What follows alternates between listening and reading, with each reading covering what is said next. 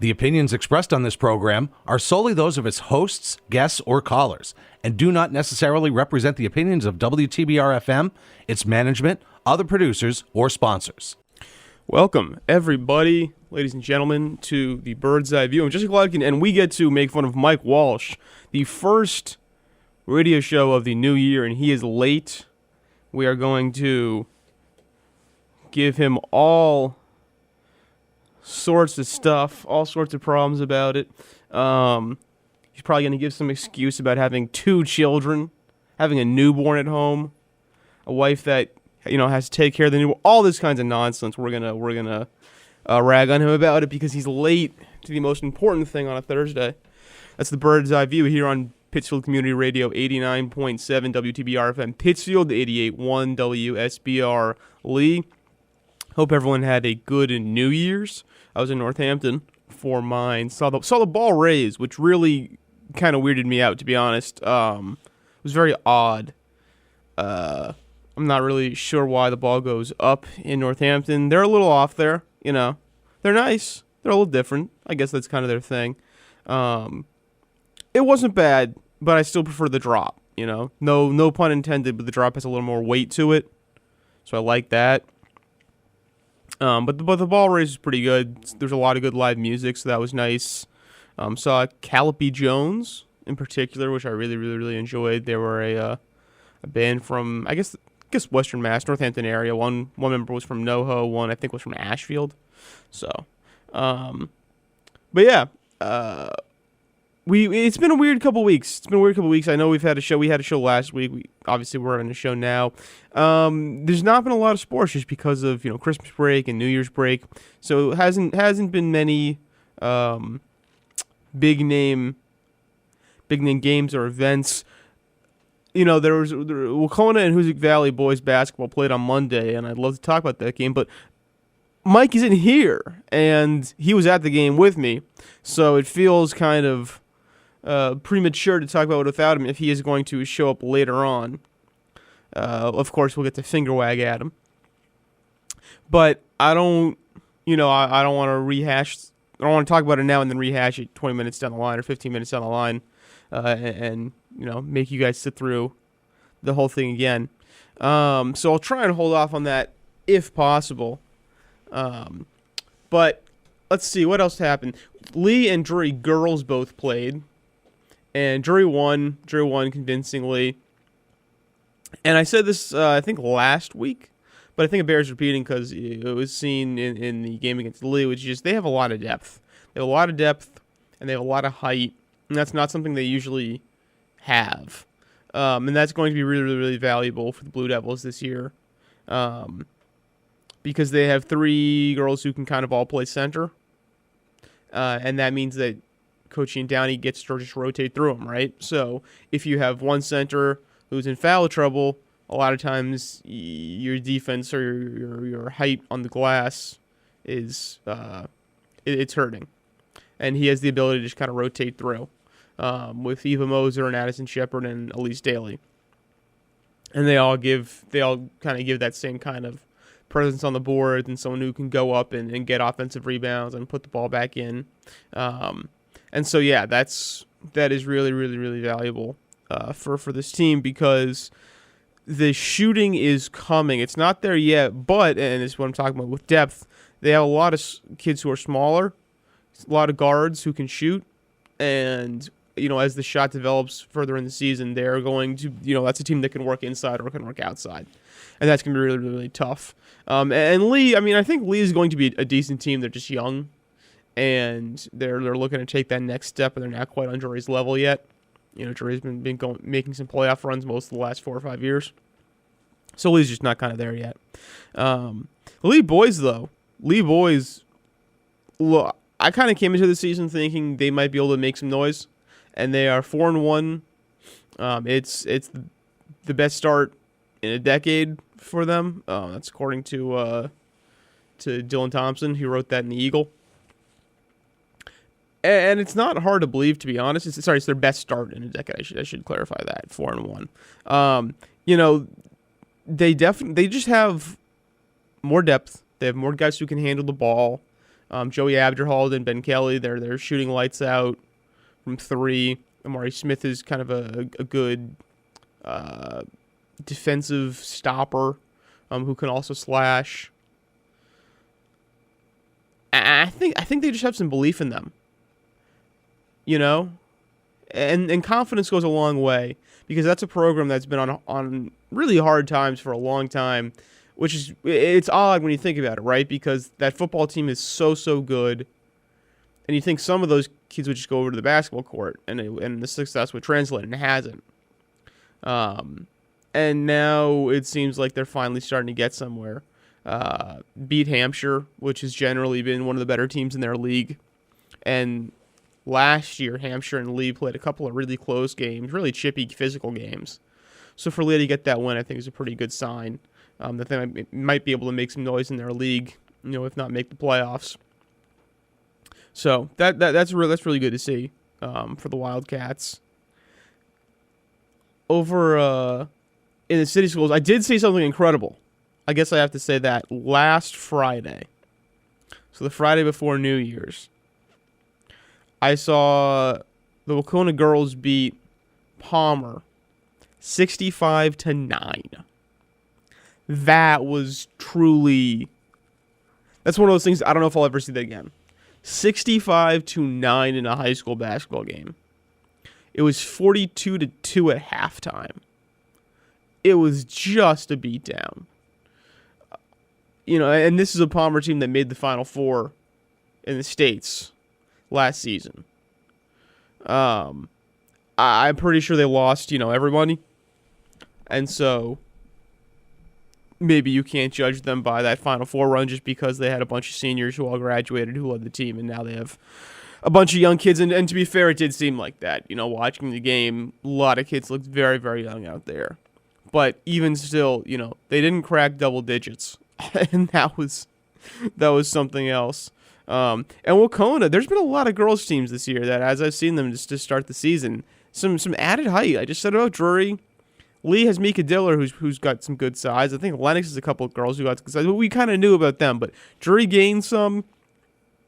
Wacona has 2 young, now I'm remembering, Brooke Harrington and Danielle Hagmeyer. She's the younger sister of Aiden Hagmeyer. Or sorry, younger sister of Aiden Hagmeyer, who's on the Wacona boys team, who's one of their better players.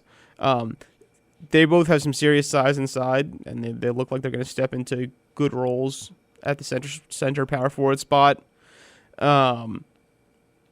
There's one other team. Monument Mountain has some good size. Gained some. I don't think Greylock and Taconic gain, but it's just, I don't know. It's good to see. Anyway, as I was saying about Wacona girls, it was just complete and utter domination. The full court press was not giving Palmer anything at all. And I think it was kind of just a balanced offensive effort. Madison McCarthy, who's probably their best player, had a nice shooting night. I think she's had a little slow scoring start to the season. There he is. Look at him. I said we could make fun of him, folks. Mike Walsh. You said, speaking of beatdowns. I did. Now we all get to laugh at him. You can call in and laugh at him for being late. Shaking my head. It's good deeds. In any case, I think McCarthy is a little bit, she's adjusting to the attention, because last year she kind of took everyone by storm. I think she scored over 300 points, was an amazing three-point shooter, was the engine of Wacona's offense, and in a lot of games she kind of just was Wacona's offense. And this year I think it's been a little slower to start the season. The good news for Wacona is that other kids have stepped up. They've improved their games. But for McCarthy, it's also an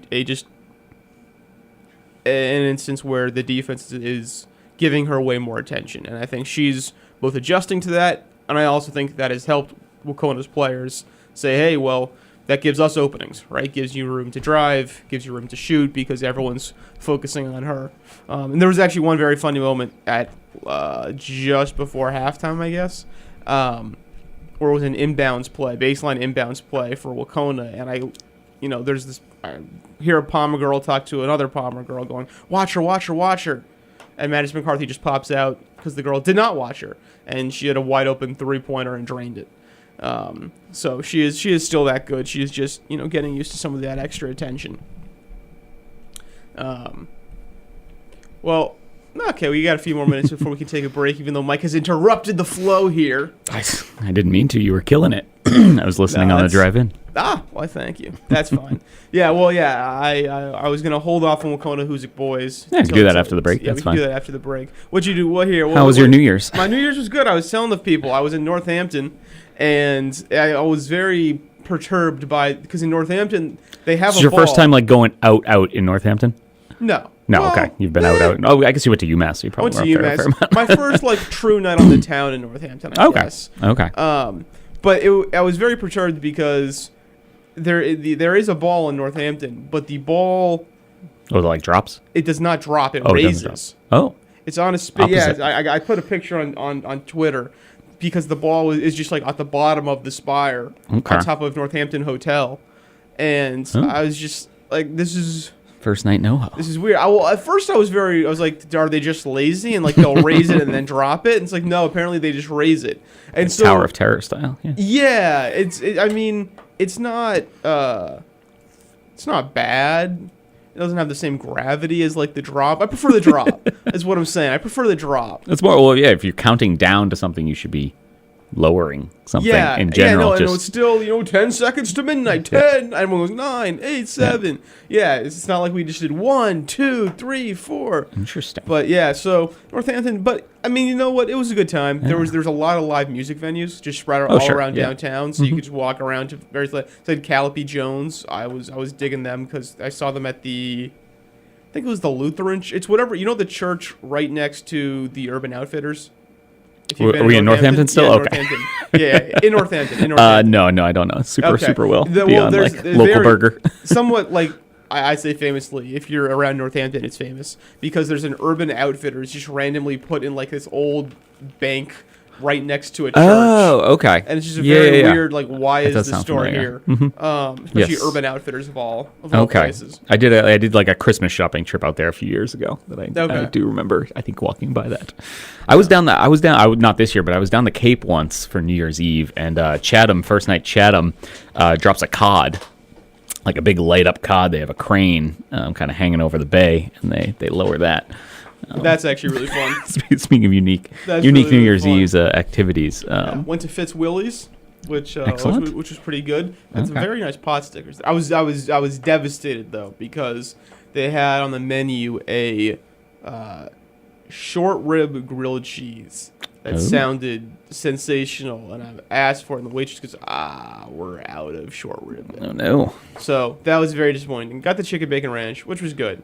Okay. But it was not this holier than thou decadent thing that I was hoping for. That's a bummer. Yeah, pot stickers were good though. The dipping sauce was I actually had we held off on those till last night when my sister-in-law got into town, but we just did a bunch of appetizer things at the house. So tapas. Yesterday was supposed to be. 2 days ago. New Year's Eve was supposed to be opening day for Nordic season. Right. Obviously, there was no snow at that point, and now there is snow. So we're looking. Maybe we get a Nordic race in on Saturday. I was going to say Saturday might be the Saturday. It's originally scheduled for Mount Greylock on campus at the high school. There was a chance they could move it up to Prospect if they got a little more snow up there. I was eagerly looking outside, ooh, can I hit Bosquet today? Right. So might head over there a little later. But Nordic wise, hopefully we'll get the season going because I was actually just looking back on the past year. We have about a couple seconds here, but and the year was just in my mind the one word was hectic because Howard had mentioned the other day. Howard Herman had mentioned the Pittsfield Suns thing. Right. I was that must have happened 2-3 years ago, right? They haven't played in years. No, that was you. And no, that's what I said. Yeah. Yeah. And then he's no, that was this year. And I was oh my goodness, that was this year. Because I looked back and I was I remember we were at something major was going on when I got the message that Suns are pausing their 2024 season. I was on the way to the Nordic State Championship up at Prospect Mountain in Vermont. We had a long runway till going that. Yeah, I had to be like, can you tell this to someone else? I'm busy here. But yeah, that just kind of crystallizes the year for me in sports. Was just everything was happening at once. We had like a week later, we were at 6 different Western Mass Championship games on a Saturday. Probably, I believe 6 last spring. No. That was 2 years ago. No, 6. It was there were 4 basketball, 1 hockey. Oh, winter. Sorry. Yeah. Right. I'm just talking a couple weeks later. Like February was just nuts. Oh yeah, winter. Yeah, winter because I was at the Hoosick Valley boys and girls basketball doubleheader. You were at Taconic hockey, and Dylan was at the Pittsfield Lennox doubleheader. That's both girls. Mm-hmm. And then Howard and I drove back to Pittsfield to join Howard for the Pittsfield Monument boys. The game at the Boys and Girls Club. I technically covered 3 in one day. I went to 3 different locations in the day, and I could not get into the third one. But yeah, that was just an absolutely insane day. To the fire marshal cutting off the line to the Boys and Girls Club. Yeah, so that's what kind of sticks out to me if we're talking like 2024 memories in sports. Was that particular day was just crazy, and trying to get into the Boys and Girls Club with 20, 30 people outside, and the cops essentially saying like, no, we can't, like nobody else is entering. Was pretty crazy. All right, we'll take a little break, and then we'll come back here and talk a little bit more about craziness in 2024 as well as that Hoosick Wacona game. And yeah, stick with us.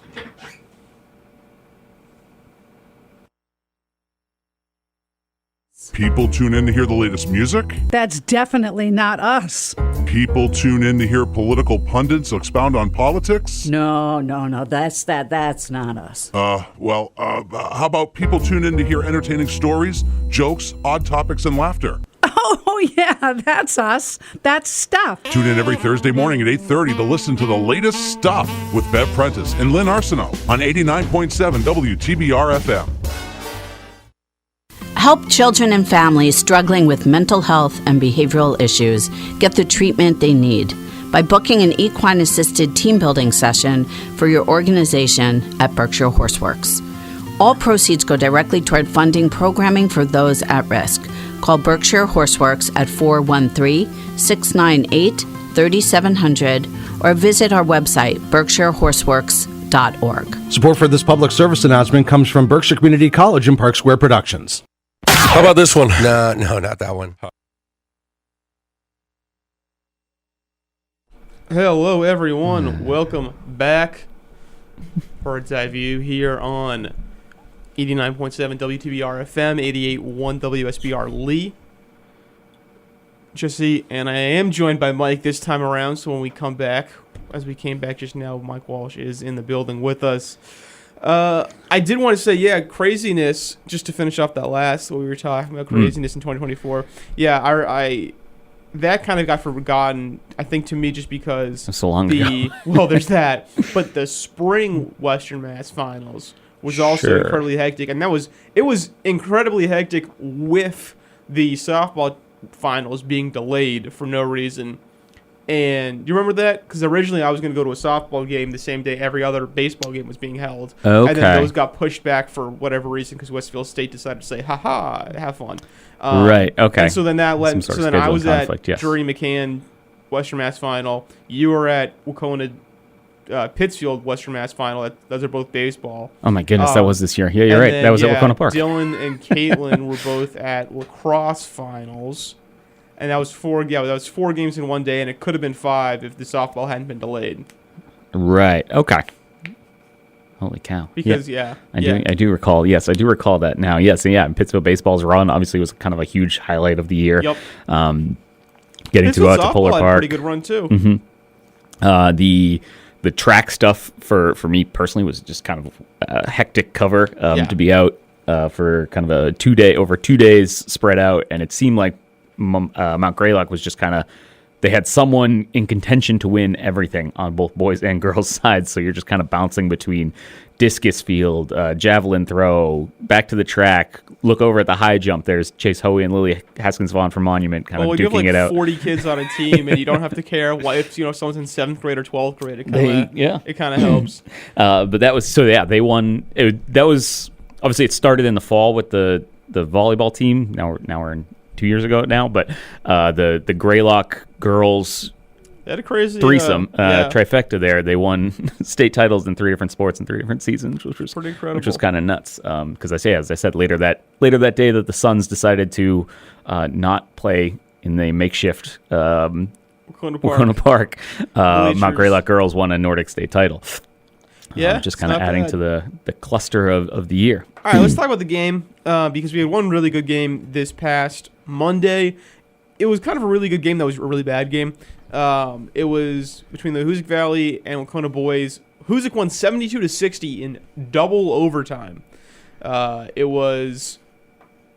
This is why I say it was a bad game. It was not a well-played offensive game. It was a game where there was probably a dozen missed layups in the first quarter, if not the first half, and it just. Either both teams should have won the game in regulation, and neither did. And then neither really could get anything going in the first overtime. Overtime was 4-4, I believe, in 4 minutes, which is not no, and not they were both, quality basketball, if I not quality correctly, looks. They were both buckets. It's like they were just missing. And then finally in the second overtime, Hoosick took a lead. I think they went up by 6, I want to say, and that kind of gave them the space to then, whereas Wacona got a couple points, they had the space to say, okay, we're fine. They scored, then they got, then the free throw game began. They got sent to the line. They made their trips to the line. The free throws really was what sunk Wacona because they went to the stripe 36 times. And if you do that, you should probably win most games, but they only made 19. They missed 17 free throws in a game that they lost by 12. Yeah, and a game that was tied at the end of the game twice. Right.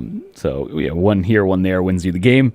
Wacona scored 7 points in 2 overtime periods. Yeah, just not ideal stuff. And it was really also, I think, I overestimated how Hoosick would be post Joey McGovern and Frank Field. I think I estimated correctly how Wacona would be without Pat McLaughlin, because both teams kind of just missed someone who's that kind of closer. Yeah, who put the ball in their hands and they take over. They both still have basketball players. They are both. Neither team is going to go 4-14 or something like that. These are both programs that have quality basketball players. Right. I'm not sure either of them has an upperclassman star right now that can kind of string you along for multiple games. I think average between 18 and 25 a game. I think Quinnell Bradley is kind of that guy, and he certainly was that guy in the game. He was the best player in the game. He's best in defensive rebound, all that stuff. I don't know if he's a scorer of going to average you 20 a game, but no. And I think that's also just probably like how they play and how he plays. He's not somebody who necessarily can create his own shot off the like. If he gets the ball in the low post, I'm comfortable with him every time. But he is not somebody who, if he starts at the top of the key, I don't know if he drives 15 times a game, how well he's going to be. I will also give credit because Will Hakes had a very good defensive game. I think Bill Robinson pointed this out, which was just Aiden Hagmeyer was probably Wacona's maybe best player, and he had the primary ball handler. He had 12 points, but it was on 8 of 10 free throw line shooting. They didn't let him get to a spot. They didn't let him take over. He just went to the line a bunch of times and made most of his free throws. That was Will Higgs doing a pretty good job defensively. I mean, he had a couple of big threes. He had 13 points. I should say it was 53-53 after regulation, and then it was 59-59 after OT1, and then 72-60. Something like that, yeah. I'm looking at the article in the Eagle, just to confirm. But yeah, no. So it was. I don't know. I think it's also just like it was as close as expected. Yeah. We were like, oh, exciting, exciting two local teams, close game. We can predict it. I remember I was there a couple of years ago, actually when I think Frank Field was like a sophomore, and I remember seeing him hit a buzzer beater against Wacona in that same gym. So it's two teams. They were in for the first 2 years of the realignment. They were in the same league, Bi-County East. And since Wacona obviously switched over to Pittsfield and Taconics League, this only happens once, so there's no return trip later this season or anything like that. But definitely two veteran coaches who've been at it for a while, programs that are never bad, I guess would just be the plain way to say it.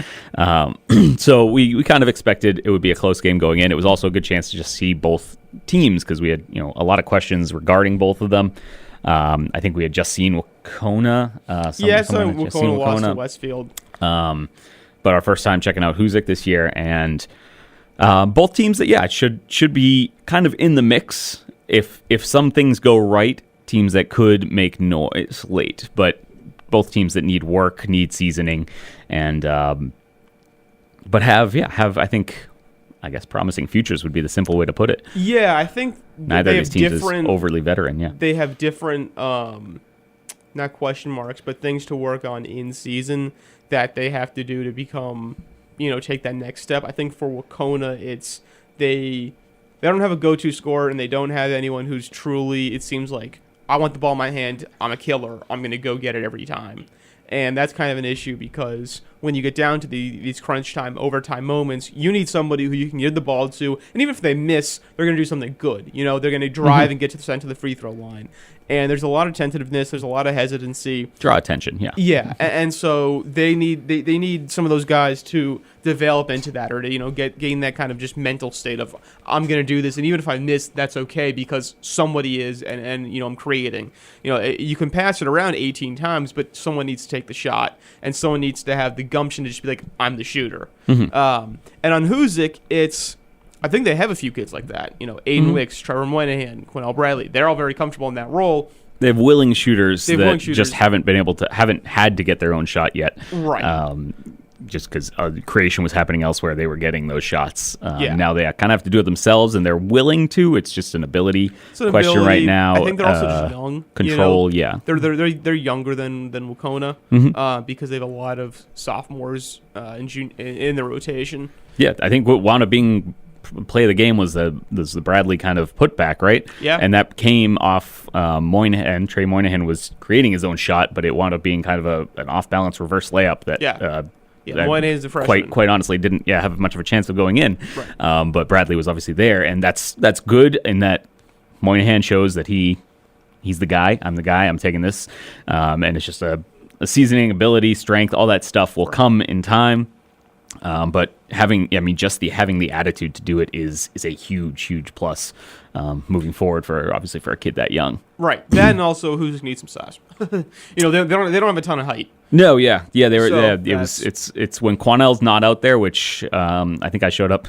Ironically, showed up late. Showed up at the final minute of the first quarter, and then the entire second quarter. I didn't see him out there, and what I did see was Wacona went up 12. 14 they went up by at least 13 at some point. I think like 27. I think they 27-14. Yeah. So when he's not out there, it's a struggle. Yeah. So obviously needing him to stay in games, but having some other people kind of step up in that way would be a huge boost for Bill Robinson's squad. Yeah. No. Absolutely. It'll be interesting to see how they advance this season. We've got a little bit of time. We've got about a minute and a half left. Wacona boys host Agawam tonight. That could be a tough game because Agawam has beaten Westfield and Commerce, two teams that have beaten Wacona. You have Monument Mountain girls at Lenox girls, which that I think that's probably just comfortable Lenox win. Monument Mountain just isn't there yet, although I think their future is bright. And then you have Pioneer Valley at Lee girls, which I think is actually going to be an interesting game. Pioneer Valley went to the Class D Western Mass final last year. I think they lost a decent amount, but I think they and Lee are still kind of on that similar level, not quite contenders, but decent teams. So that'll be interesting to watch. And then tomorrow we have a huge game: Monument Mountain versus Pittsfield High. That's the rematch from last year's Class B final. That should be a great game down in Great Barrington because actually those teams played twice last season. They played in the regular season first, and that was in Pittsfield. That was a game Monument won on a buzzer beater. It was a rock fight. And so now they're going to have the rematch in Great Barrington, so that'll be really interesting to see. Yeah, Pittsfield kind of took some hits recently, so it'd be kind of that. It'll be some questions answered that we've had kind of early through the first 4 weeks of the season now. Can Pittsfield play with? Can Pittsfield? Yeah. What does Class B look like? Is it going to be that kind of quartet of the local teams duking it out again? And who is kind of the cream of that class? Is it Taconic, Pittsfield, Wacona, Monument? That's the mix. Well, thank you all for listening, and we'll find out together.